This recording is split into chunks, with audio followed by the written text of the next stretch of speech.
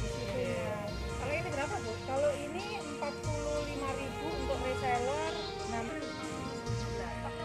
ini nggak ada Bu karena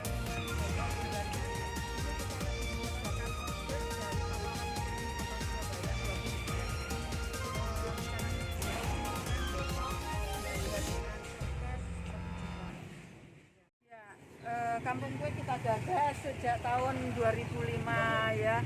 Jadi waktu itu saya itu kan orang desa, kemudian saya ke Surabaya kerja di pabrik. Terus kemudian ketika dipecat dari pabrik, akhirnya saya mulai melihat situasinya di mana di tempat tinggal saya kok seperti ini. Karena apa? Kalau saya lihat kalau pagi-pagi itu mereka sudah rasan-rasan petan ya kan, karena mereka di PHK ya. Terus kalau siang itu mereka ya ada sebagian yang waktu itu juga diberi rentenir gitu kan. Kemudian dalam hati saya ngomong, ada nggak sih yang bisa saya lakukan untuk membantu ibu-ibu untuk menyelesaikan persoalan mereka. Kemudian kita diskusi dengan ibu-ibu, ada Bu Rom dan ibu-ibu yang lain gitu kan.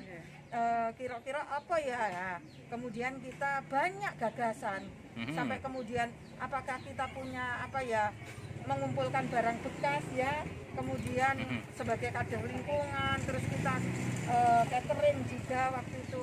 Akhirnya kita kasih pelatihan. Ini memutuskan untuk bikin kue. Bikin jilbab kan gitu. Pernah. Belum Masih coba-coba ya. Itu. Terus akhirnya ibu-ibu ngomongnya gini, Bu Irul, ini jangan khawatir, ini masih bisa dijual 1 bulan lagi. Lah tapi ini kan tidak menjawab keinginan saya. Ayo ibu-ibu, kita punya kegiatan yang cepat menghasilkan duit yang halal untuk makan dan nyaurutan gitu ya. Iya.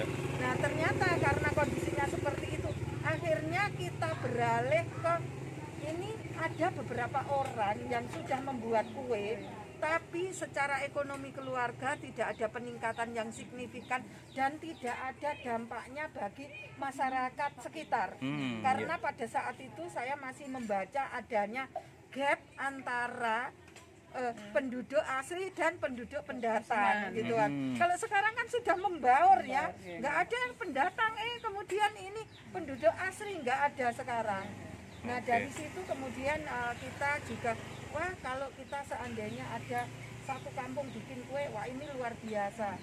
Nah mulai dari situ akhirnya ibu-ibu saling belajar, akhirnya sampai kemudian yang semula hanya beberapa orang yang buat kue ya, Bu Elva, termasuk ibunya Bu Elva juga.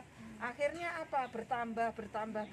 Sampai sekarang ada berapa pedagang? Sekarang ada yang bikin kue lebih dari 50 orang. Jadi 50 perajin kue. Satu Nah, kampung ya? Iya, satu kampung. Alhamdulillah saya sekarang berkunjung ke kampung kue yang ada di Rungkut Lor Gang 2. Tadi saya sudah mendengarkan apa dari keluhan mereka yang selama ini kan 2 tahun pandemi, otomatis dia juga terdampak ya, baik itu penjualan dan lain sebagainya. Untuk itu saya juga memotivasi kepada mereka agar untuk lebih semangat dalam ini mengembangkan kampung kue yang ada di sini, terutama untuk lebih pemasaran dan lain sebagainya. Karena yang di sini ini ada sekitar 35 yang berjualan kampung kue dan 50